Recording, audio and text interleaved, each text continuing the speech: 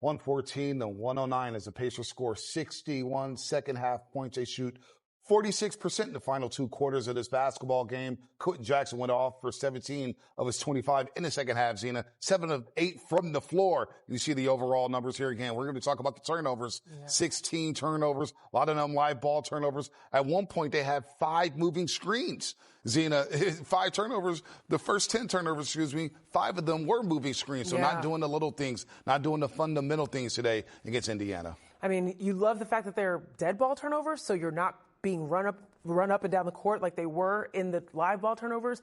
But it is, again, attention to detail, mental focus, minding your own. And that was the start of the game. That's the tone you're setting early in the game of just trying to get things done for your teammate in terms of trying to set things up, but attention to detail. And so when you've got a little bit of a lapse, that breaks your rhythm. That breaks your rhythm when you're having to deal with multiple calls being called against you. At one point I looked down, I think it was the first quarter, top of the second, 12-4 was the foul count. And that's not going to help you get your offense going. It's not, especially when you're on the road. It was a really tough start for the Warriors, even when they were still battling and going back to back in terms of exchanging buckets. You know, I'm thinking of a word to try to describe this game, Zena. But why would I use my brain when I have the pride of Yale sitting right next to me? Love that. Love that. Let's dive into Zena's dictionary. Let's do it, Trying to figure y'all. out a word to describe this brutal loss. Permeable, y'all. Permeable. Okay, having pores or openings, not being sealed, basically being a light barrier. Does that sound familiar to anything we saw tonight?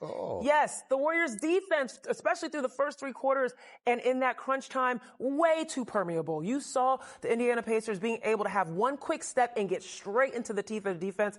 And then after that, there was no defense. A lot of the times they were finishing right at the rim. And coming into this game, the Pacers wanted to be able to score most of their points in the paint, but you had to contest, you had to defend. And we saw that for a little bit when Guy Santos became permeable. Guy Santos started getting on the O boards, right? You look at that fourth quarter, the Warriors going into the fourth quarter only had 2 offensive rebounds. They finished with 10. So there was a permeability you could have had when it came to getting on the glass and getting yourself extra possessions. But overall, whether it was in transition, whether it was in half court, the amount of passes that were able to get through the deflections that are typically had by the Warriors, permeability. It was just a problem. It was too, I can add another one, porous. Oh, porous. Porous. I like porous. Too many holes. Where were you at in my life when I was studying for the SATs? We could have been on that. We could have been on the SAT, ACT grind. I know. Attended the same school, I could have cheated off all your tests, Zena. Oh, man. Permeable. I love that. And porous. We got a double dose. You don't want to love that. You got to stop that. Yeah, I don't know. I love the word. I don't like the way it was displayed tonight at Gaybridge Fieldhouse there. All right, let's hear from the head coach of the Golden State Warriors, Steve Kerr. Everything went wrong. We didn't execute on offense. We didn't execute on defense. We fouled. We turned it over. We didn't deserve it. They played great. I think Steph went like 8 of 23, 5 turnovers, -20. Yeah. What did you see from that? It just wasn't Steph's night. He just wasn't himself, and tough night. Steve, what's the biggest message you wanted to get across after the game? There was no message. Yeah. Now's not the time to say anything to the team. We got to back up and fly home and regroup. I mean, do you feel like lost like significant momentum that seemed to be building? I mean, I know it's only 7 games.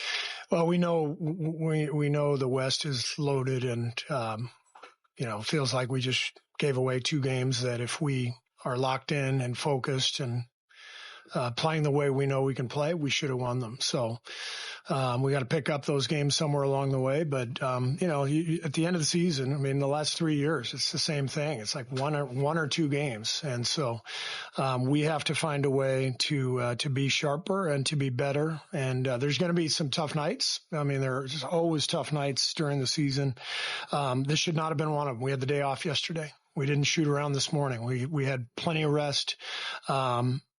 But the execution down the stretch was awful, and it's a shame because our young guys played their ass off, to get us the 11-point lead. Guy, Moses, BP, those guys were fantastic, and they completely flipped the game, when I put them in, and they did their job, and we just couldn't close. What did you like from Guy tonight? offensive boards, cutting, knocks down a three. This is why Guy is so important to us. On nights like tonight where we have no energy, everybody looks tired, he comes out and he changes the game, and that's exactly what he did tonight. Moses did that too tonight, did a really good job, came in and with that group, and BP as well. They really flipped the game, and it's a shame we couldn't close it for them. Where are you seeing the breakdowns defensively tonight? I didn't like the fouling. I mean, we had several fouls, that were unnecessary fouls, just reaching. I thought for the most part our switching was pretty good, but they got 11 offensive boards. They got some second chance points, 15 of them, and then 28 free throws, too many. So you mentioned the focus.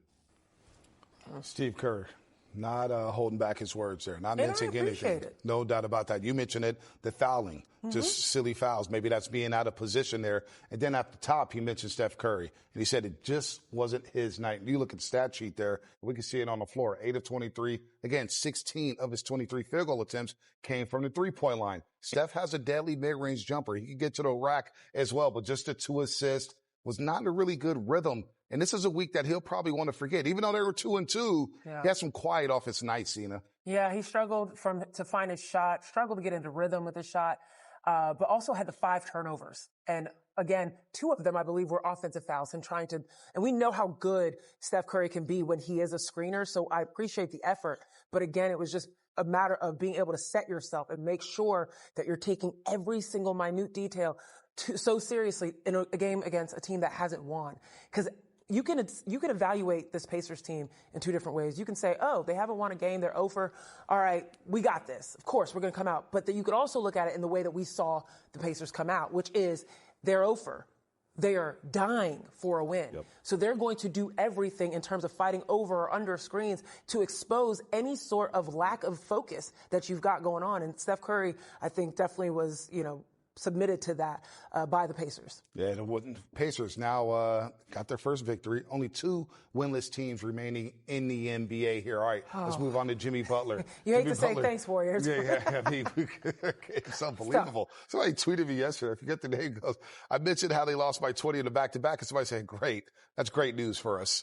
What could go wrong in this game? Right, yeah. Well, the 21-5 run to end the game went wrong, but Jimmy Butler, 20 points, 7 assists, 6 rebounds, but I thought Siakam at times put his hands up, didn't go for the pump fakes. He did get to the free throw line 9 times, but didn't have that typical Jimmy Butler impact on this game. You know what Siakam looked like, especially in the first half on Jimmy Butler?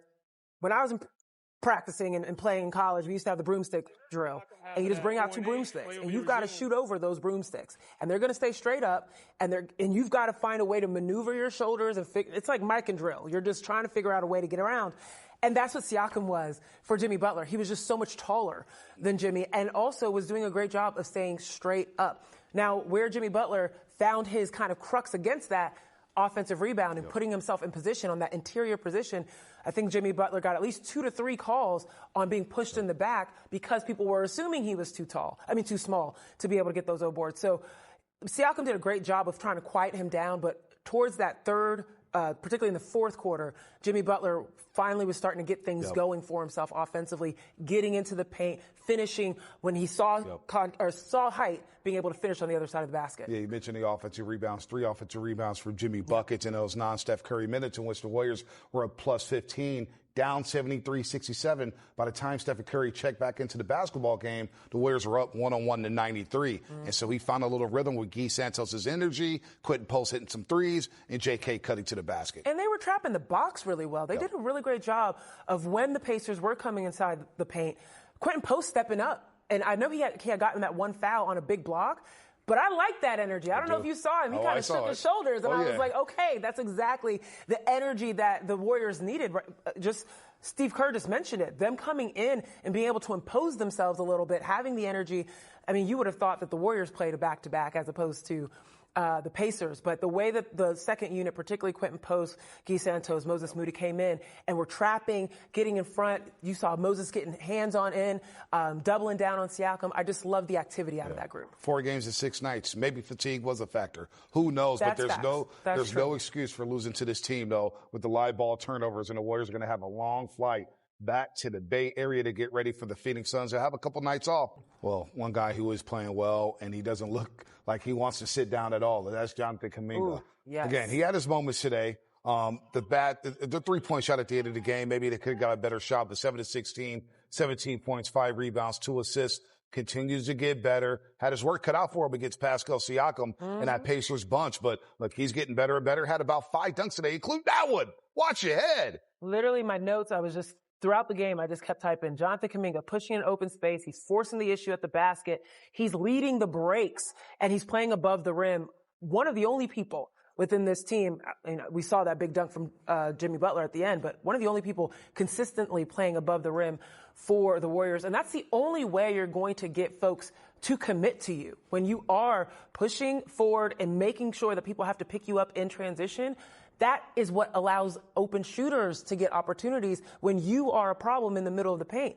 And so you love the fact that he continues to do that. He continues to set that example and continues to run with that energy, even if he's not finishing, because he missed some buckets at the beginning, but he kept going with it and he kept being consistent about it. So I love that from him. We may have to keep a counter for how many missed layups the Warriors had tonight and moving forward. There's a lot of missed layups at the rim there. That's why you got to dunk it on their head. Just dunking on their heads. Not everybody could do that, though. See, I couldn't do that. But that's why you can count on JK. Right, you can count on JK. He could dunk, for sure. Brandon Podziemski, he's got a little hops. Not bad. But he had a nice bounce-back game against Indiana.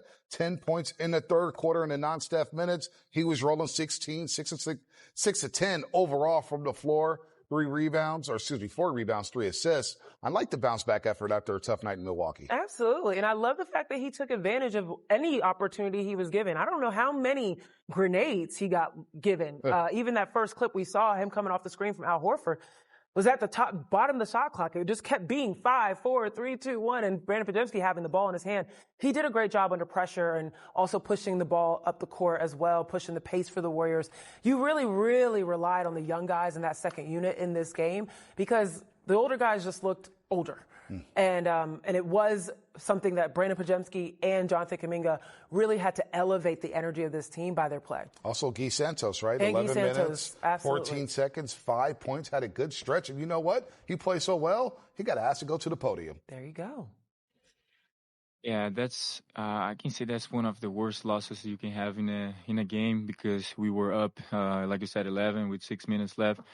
And we just by the end of the game, I think we could take care of the ball more. We could, play the certain way that you just spend more time in each possession. But that happens. That's how basketball is. So I think we good. We just move on for the next one. We have a message specifically for you guys post game. Was there any conversation among the players about what happened tonight or forward? No, right now it's a moment that everybody's pissed off. We just lost the game that we had, so nobody was saying too much. Everybody was just upset because we lost the game. But that's one thing that we're gonna talk about it after in the next practice, next game, and. That's how it is. Yeah, this is already past play, but what do you feel like worked for you guys during the push late through the quarter? I think the difference, what made us be more in the game, was the energy the me and the young guys brought to the game. QP was fighting for a rebound with me. I saw JK there, Moses, all these guys were there fighting and just trying to bring some energy and trying to do something different that put us in a game, and that worked for a little bit. So I think that was what we know that we got to do that. So we step in on the court. We all went together and said we got to change the energy. We got to go there and play the hardest that we can.